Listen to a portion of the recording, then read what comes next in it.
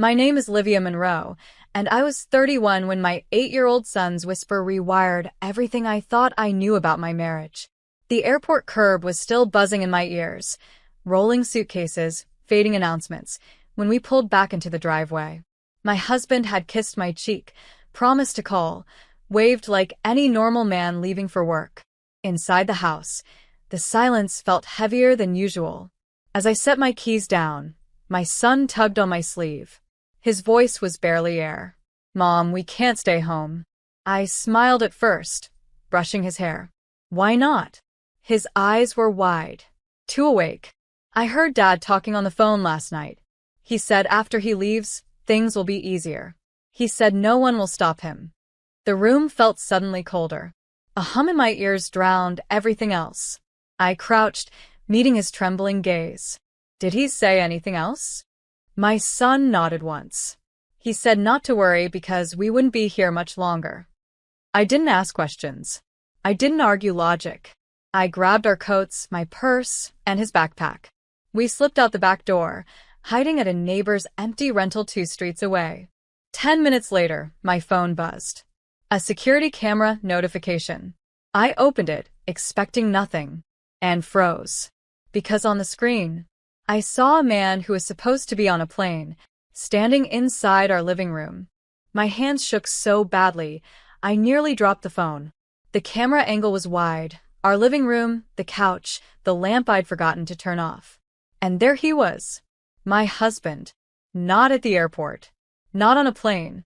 Inside our house. He moved slowly, deliberately, like someone who wasn't in a hurry anymore. He checked his watch, then pulled something from his coat pocket and set it on the coffee table. A folder. Thick. Labeled. Even through the grainy feed, I could read one word printed across the top. Insurance.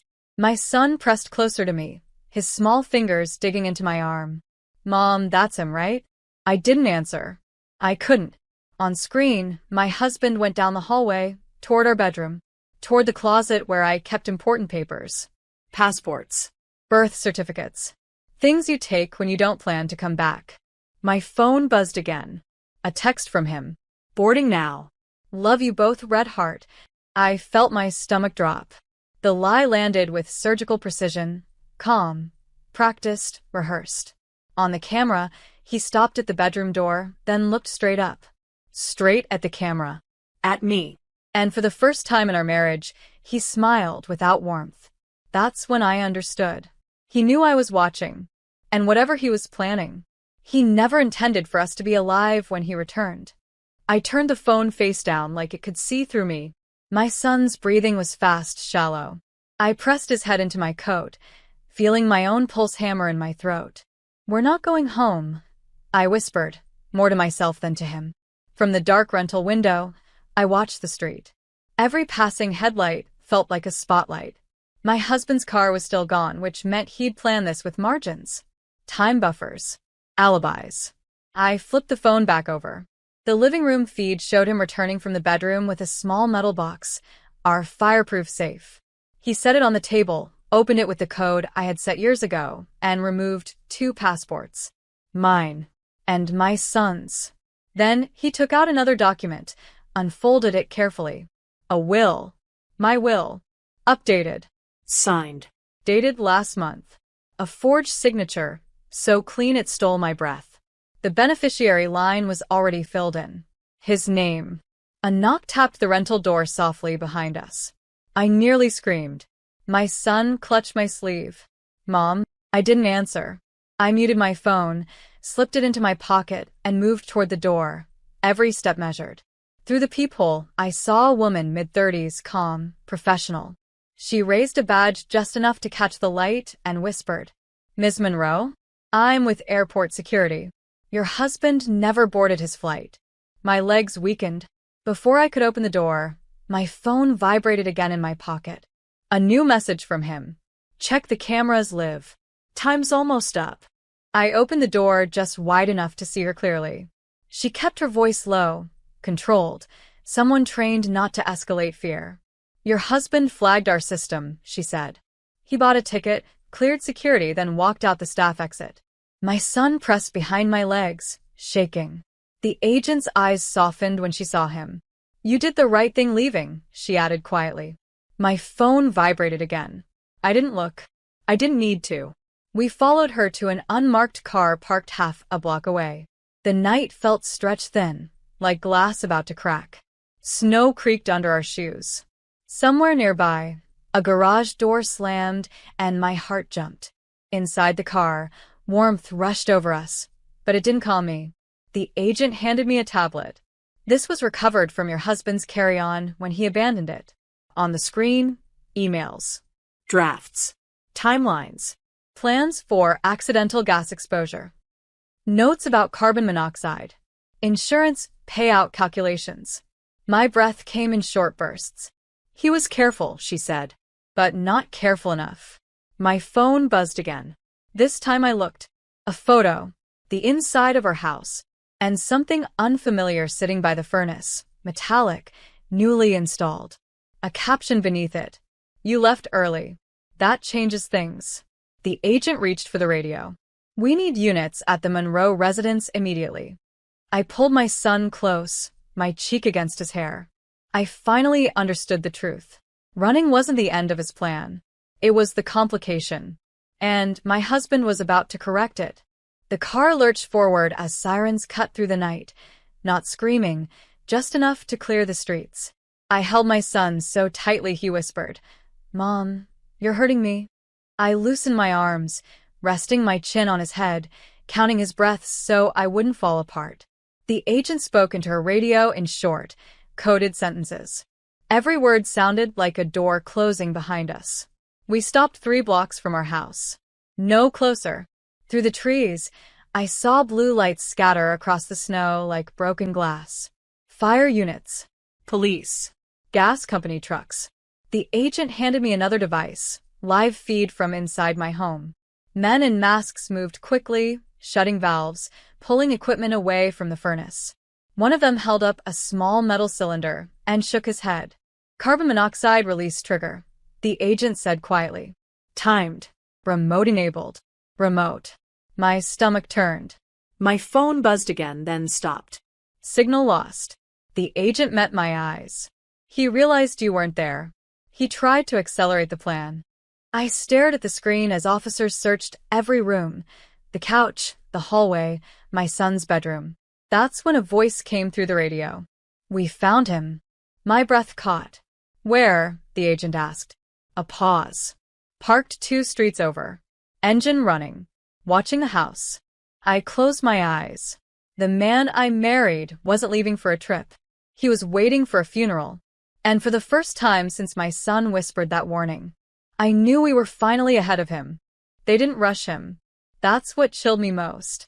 2 officers approached his car slowly, hands visible, voices calm, like they were trying not to spook a wild animal. My husband stepped out obediently, palms raised, wearing the same coat he'd hugged me in that morning. From a distance, he looked normal. He even smiled. On the tablet, I watched him speaking to the officers, nodding, gesturing casually, the same way he used to explain away late nights or missing calls. "Misunderstanding," he mouthed. I could almost hear him. Then one officer opened the back of his car. The smile vanished. I leaned closer to the screen. Inside the trunk, tools, gloves, a second metal cylinder, and a backpack labeled with my son's school name, sharpened in his handwriting. My chest seized. The agent beside me inhaled slowly. That bag shouldn't be there. On the radio, a voice cut in tight and urgent. "We got prior research on the subject. Digital logs. He's been testing exposure limits for weeks." Weeks. While I cooked, while I folded laundry, while I slept next to him, my son stirred against me.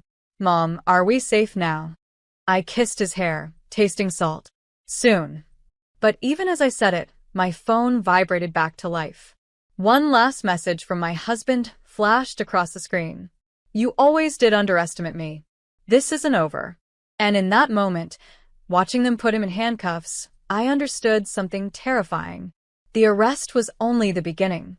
The officers led him away, his eyes darting between us and the flashing lights, calculating, calm. Not angry.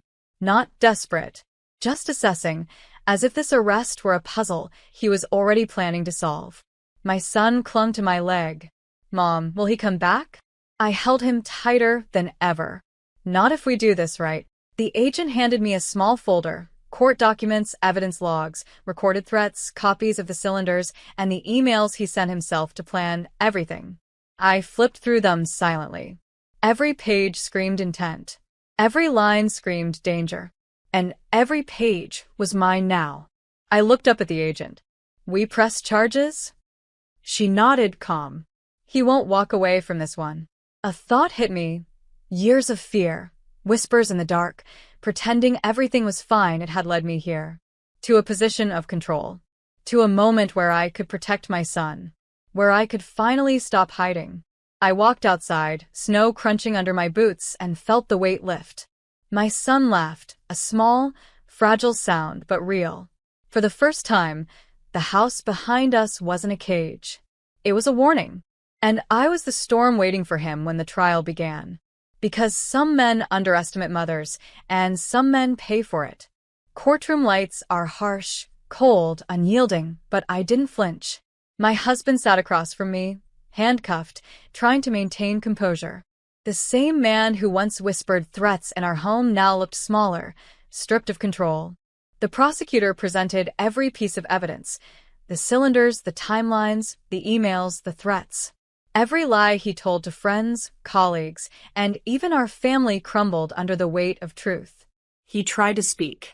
Livia, you don't understand. I shook my head, voice calm, steady. I understood the moment my son warned me. I understood the moment I saw the plan. I understood the moment I stopped hiding. The judge's gavel echoed like a drum. Guilty on all counts. I exhaled slowly. My son squeezed my hand. Relief and pride mixed in a quiet wave. My husband's eyes met mine one last time, a mixture of disbelief and bitter recognition. He had underestimated me every step of the way. Outside the courthouse, sunlight hit our faces. I looked at my son and whispered, "We're safe. We're free. And we'll never let fear rule us again." My husband would serve his sentence. He'd pay for his crimes. And for the first time in years, I felt the quiet joy of justice done. Some plans are meant to destroy. Some are meant to protect. I chose the latter.